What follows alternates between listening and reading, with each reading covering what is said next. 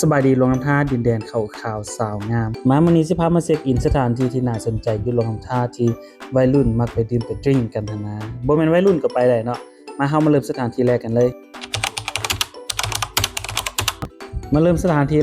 นั่นก็คือ Mountain View Cafe and Restaurant เนาะเนาะร้านประจำเลยนี่นะเป็นร้าน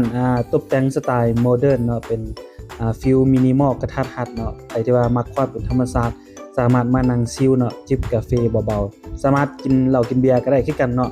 พาสู่พาแฟนพาครอบครัวมาได้เนาะพาเด็กน้อยมาก็ได้ตอนเว้นว่างามแล้วตอนขึ้นงามยิ่งกว่าอีกเนาะนี่นะตอนเว้นว่างามตอนขึ้นก็งามบ่แพ้กันท่านสามารถนั่งชมวิวทุ่งนาได้บอกเลยร้านนี้พนักงานนิสัยดียิ้มแย้มแจ่มใสยิ้มตั้งแต่เฮาบ่ทันเข้าร้านพุ่นน่ะโอ้ยเนาะแต่ว่าก็บริการดีแต่ว่าห้องน้ำสะอาดยกให้ร้านนี้เลยต้อง Mountain View Cafe and Restaurant สุดยอดเนาะร้านนี้เนาะเจ้าของก็ใจดีอีกมาเฮามาเริ่มสถานที่ต่อไปกันเลย TC Music Mill Bar โอ้สถานที่นี้เหมาะสำหรับวัยรุ่นที่ว่ามักดื่มมักดริงหั่นนะแต่ว่าต้องมันขี้เหล้าคุณภาพได้จึงมาได้ สำหรับใครที่มักฟังโฟกซองเนาะหรือว่าสามารถร้องเพลงได้เนาะสามารถแจมเนาะในห้องของห้านได้แต่ถ้าใครฮู้ตัวว่าตัวเองเสียงเพี้ยนก็ปล่อยผ่านซะเนาะฟังเอาซะ สไตล์การตกแต่งของห้านนี้มีเอกลักษณ์เฉพาะตัวเลยบอกได้เลยไผมาห้านนี้บ่ผิดหวังแน่นอนตอนมาบ่เมาตอนกลับเมาแน่นอนกินเบียร์อยู่ใต้โคมไฟนั่งฟังฟกซองไปหับห้องเมายามใดบ่ฮู้ตัวเลยหนุ่มๆสาวๆหับห้องมาห้านนี้มีแฟนไปแน่นอนสำหรับคนที่โสด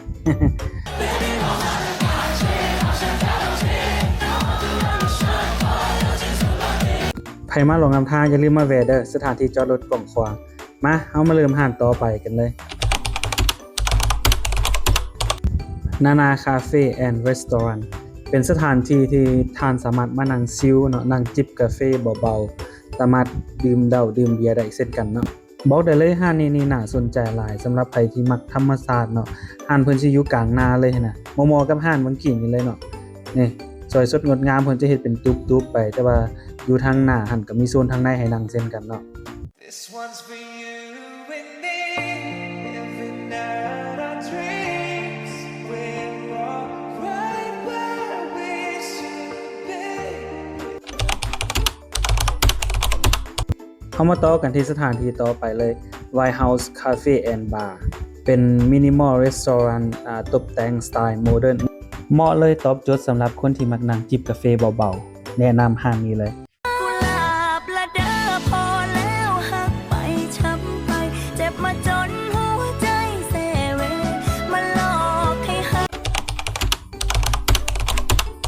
เฮามาเริ่มสถานที่ต่อมากันเลยบอกได้เลยห้านนี้เป็นห้านบุกเบิกหลวงน้ำท่าเลยก็ว่าได้เนาะเป็นห้านนึงที่ว่าโคตรจะเก่าแก่เลยแล้วก็อยู่ยงคงกระพันมาดนเนาะ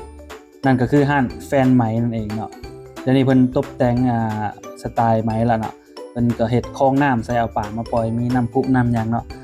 ห้านของเพิ่นสิเป็นเฮ็ดเป็นตุ๊บๆเนาะเพิ่นมีหลายโซนอยู่มันมีโซนนอกแล้วก็โซนในเนาะโซนนอกนี่สามารถนั่งชิลนั่งจิบเบียร์เบาๆสไตล์ครอบครัวหรือว่า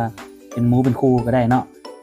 บอกเลยห้านนี้วัยรุ่นลงน้ำท่าฮู้กันดีบ่แม่นแต่วัยรุ่นเนาะหลายๆคนฮู้กันดีอยู่ลงน้ำท่าใครบู้จักแฟนไม้ก็ถือว่าเซยสุดเลยเนาะ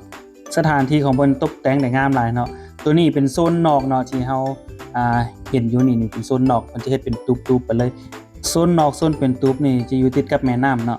บอกได้เลยห้านนี้เป็นห้านขวัญใจสำหรับวัยรุ่นลงน้ำท่าเลยเนาะ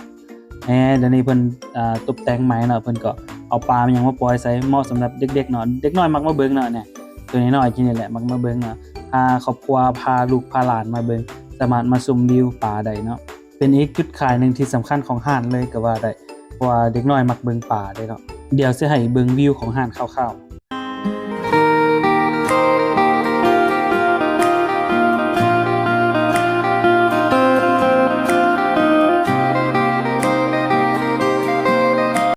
นอกจากโซนทางนอกแล้วยังมีโซนทางในที่ไว้ให้วัยรุ่นมาปาตอกปาร์ตี้กันเนาะบอกได้เลยมาหานี่บ่เคยผิดหวังเมาไปตลอด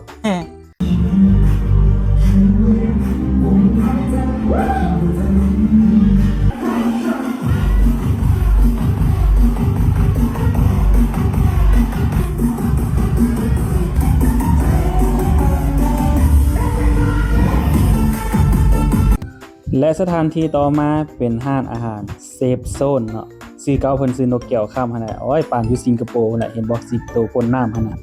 ห้านของเพิ่นอยู่ติดเส้นทางเลยเนาะอยู่บ้านปาปัวกายห้าน Mountain View ออกมาแป๊บเดียวก็ฮอดแล้วบอกได้เลยห้านนี้งดงามหลายตั้งอยู่กลางทุ่งนาแต่ว่าหลายๆห้านอยู่หลวงน้ำท่าคือว่าตั้งอยู่กลางทุ่งนาวะเนาะก็เพราะว่าหลวงน้ำท่ามีหน้าหลายหั่นน่ะเนาะ เป็นสไตล์ตกแต่งแบบเฮ็ดเป็นห้านสวนหั่นนะเนาะเฮาสิว่าจังได๋วะเนาะมันจะเป็นตุ๊บๆไปหั่นแหละแต่ว่ามันส่วนหลายก็พากันมาแบบครอบครัวหมู่คู่แม่หยังก็ได้เนาะแล้วแต่สะดวกเลยเหมาะสำหรับทุกเพศทุกวัยบ่มีแต่ตุ๊บอย่างเดียวเนาะเพิ่นยังมีอีกโซนหนึงเนาะจะเป็นชั้น2ที่ว่าเฮาสามารถนั่งชมวิวเบิ่งทางรุมได้เนาะ可以去等待，不知不觉地放开你，我们都没有那勇气，baby。I'm sorry, I'm so lonely。我们都没有错意。บอกได้เลยห้านนี้ตอบโจทย์หลายสำหรับคนที่มากันแบบเป็นครอบครัวเหมาะสำหรับการนั่งชิลจิบเบียร์เบาๆเดี๋ยวเฮามาเบิ่งสถานที่ต่อไปกันเลยห้านอาหารนัดพบบอกได้เลยห้านนี้ก็เป็นอีกหนึ่งห้านเก่าแก่ที่ว่าวัยรุ่นหลวงลำทางบ่มีไผรู้จักเนาะที่ว่าอยู่ใกล้ๆห้านแฟนไม้ห่างกันบ่เกิน300เมตรบอกได้เลยบ่ว่าจะวัยรุ่นยุคใดบ่มีไผบ่รู้จักห้านนัดพบเดี๋ยวนี้เพิ่นตกแต่งมาเป็นศาลาเบียร์เป็นบ่อนนั่งดื่มนั่งดริ้งเนาะสำหรับวัยรุ่นหรือว่าวัยใดก็ได้คือกันเนาะสถานที่งดงามอยู่ใกล้ธรรมชาติอยู่ใกล้กับแม่น้ำวัยรุ่นหลวงลำทางมักมากันเนาะห้านนี้เฮามาเบิ่งสถานที่สุดท้ายสุดสำหรับคลิปนี้เนาะที่จริงมันก็มีหลายๆบอนอยู่ที่ว่ายังบ่ได้นำเสนอเนาะมีหลายกว่านี้ตัวนี้เป็นห้าน90 SN Bar เนาะเป็นห้านสไตล์สำหรับคนที่มักดื่มมักดริ้งแบบฮาร์ดคอร์หน่อยเนาะเจ้าของห้านเพิ่นจัดเต็มให้แน่นอนเพิ่นมีอยู่2โซนเนาะโซนนอกแล้วก็โซนในนี่จะเป็นสายแบบเมาไฟแสงสีพุ่นแหละเนาะ ผู้เฒ่าแนะนำเนาะบ่ให้เข้าเนาะแต่ว่าถ้าบ่เมาไฟแสงสีก็เข้าได้คือกันเจ้าของห้านเพิ่นจัดให้เต็มที่แน่นอน